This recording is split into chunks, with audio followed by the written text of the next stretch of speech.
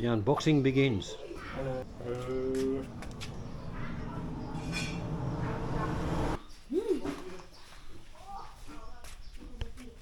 So far so good. Got 80% of the boxes out of the way and the wire ties done. Thanks to my little helpers here. Thumbs up, thanks guys. Good job. Good job. And the observation crew at the back here. But so now, next step will be to finish off taking the tie wires out. Get the accessories box out, but I think we're pretty much going to have to take it out of the frame now, so we're going to have to undo all these bolts here and just separate the frame from the whole package. And yeah, and then we'll just see what happens from there. There's no instructions with it, guys. You just pretty much got to work it out yourself. So if you've never done this before, might pay to watch this video, because I will give you a bit of an idea at least of what the procedure is and what's involved in it. Pretty straightforward. If you've got any experience with mechanics with motorcycles before, you shouldn't have any issue with it. But there's always going to be a few hiccups along the way, as there usually is. But anyway, stay tuned and we'll see how we go. Alright guys, that's the thanks to my great helpers here, number 1 and number 2. We've just got the frame out and away from the motorcycle. So now the next step is to try and work out exactly what we need to do. Obviously you can see the back wheel is right up underneath the guard there, so we've got to connect the linkage. So probably going to need to put it on a stand, so we're going to sort of try and manhandle it out there because we've got no front wheel in it, of course. So just trying to work out now what the best course of action would be. Obviously having it on the stand is going to be pretty easy, and a lot easier anyway, to get the rest of what we need to do done. But just supposed to take it slow and steady and just not rush into it, really. Alright, here we go guys, we've got the front wheel in, handlebars are on, the back wheel's in. That was just a matter of putting it on the stand and lining it up until we could get the bottom bolt in the swing arm pivot there, which is the one I'm not pointing to at the moment, which will be, where are we? Yeah, this one here. A little bit awkward to get to, but you need a screwdriver to sort of pull one side into place while you slot the bolt in the other side. But now it's actually on its wheels. One thing I've noticed so far is a little bit tight to get the front axle through, and it does come with a couple of spaces which makes the job a bit easier, so I'm expecting the fork alignment on this will be pretty good. What else? No real dramas so far at this stage. It's coming ahead as planned. So next stage will be to put the front brake in and get the suspension up and down a bit so we can settle the forks in before we nip up the fork pinch bolts. But it looks like the bike's come over pretty well. There's a couple of little dents in the radiator there on the left hand side, which I would assume has come through the packaging there. I picked up a hitchhiker down here, a little spider, but that's the least of our worries at this stage.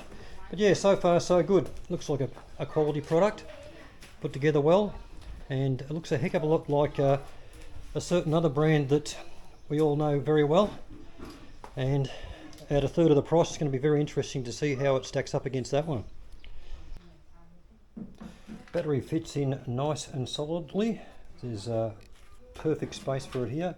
Got a nice little clamp here, only needs one screw, and there's a little elbow that goes into a plastic recess down here. A couple of fuses and joiners that you have to poke down here, otherwise you won't get the seat back on. But otherwise it's pretty compact and pretty neat. Moving to the front, you will need to connect all the wiring for the headlight and blinkers if you choose to use that, and also for the stop light from the front. The rear brake light is already connected, so you don't have to worry about doing that one. So just take a good look at how the wiring's going here, guys. It might just save you a little bit of time. Otherwise you'll just have to do a trial and error like I did. which is just a matter of trying different plugs in different places until you get the right combination. Not a real big problem, to be quite honest, but just a little bit time consuming if you're in a hurry. But anyway, there you go. Most of the plugs are pretty self-explanatory anyway, because you can't put a round plug in a square hole, so to speak, so just a matter of lining up which plugs fit into the other ones and you're ready to go. Okay. One thing to note when you're mounting the handlebars is that you will have to put on the two clamps. Now they are directional and it's pretty hard to tell the difference, but if you have a really close look you can see that there's not much space in front of the head of that nut, but there is a little bit of space behind the head of the one in front. Now when you actually first put them on, you'll notice that if you haven't got them right, there'll be quite a noticeable gap between the base of the clamp, top clamp that is, and the handlebar. So don't go and tighten it up because it's not going to get any better. Just switch it around and it'll be fine. But yeah, it's a bit unusual. Most of the time they're multi-directional, but these ones aren't, so yeah, just something to be aware of.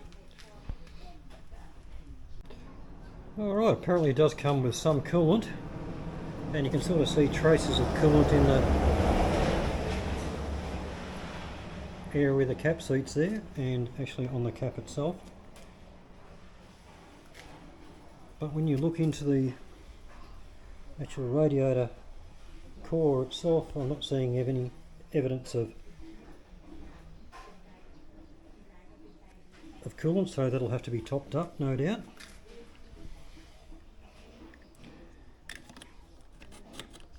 Coolant cap, however, does seem to seat pretty well.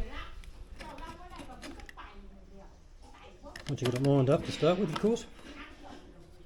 Looks like quite a positive turn there, and a quarter seats quite well.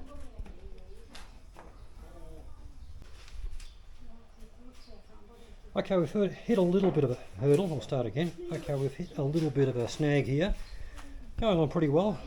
Just got to get all the cables rerouted. We'll probably finish this off tomorrow now. So the last thing we're going to do was try and put the kickstand on, side stand, I'm sorry, which will, that part of the side stand will mount into here, and the spring will connect to that with one end, and the other end will connect up here. The problem we have, of course, there's always a problem, is this is not a standard fitting for any of the tools we have here, so we're going to have to go and buy a special one for that. I'm sure they'll be available, but it's just a pain in the arse and something that was probably unnecessary, but I can see why they've done it. They've done it to try and save a bolt head protruding out near the foot peg, which does make sense, but yeah, it's just something I wasn't sort of expecting at this stage. But anyway, otherwise pretty good so far. It does look good. Bike does look good. That's the standard chain, 520 obviously by the looks of it, and non-O-ring. So that's something you might want to consider upgrading straight away, or just wait till the original chain and sprockets do start to wear out. A little bit of an issue here, trying to sort out the tightening of the throttle and the brake. Front brake is really spongy at the moment, but that's just one of the things you have to sort of work out with a new bike. May have a little bit of air in the line, maybe just an adjustment issue, it may be a quality issue, which will mean a hardware issue, but we'll work through that as we progress with the assembly. Anyway, and one of the other things too is you can see the sight glass down the bottom here. Come a bit closer. You can see that there's no oil in it. I do believe from the manual that it does say that it does come with oil, but you might need to top it up. Well, when I say you might need to, I think you will need to. So I'm expecting there is some oil in it, but not enough.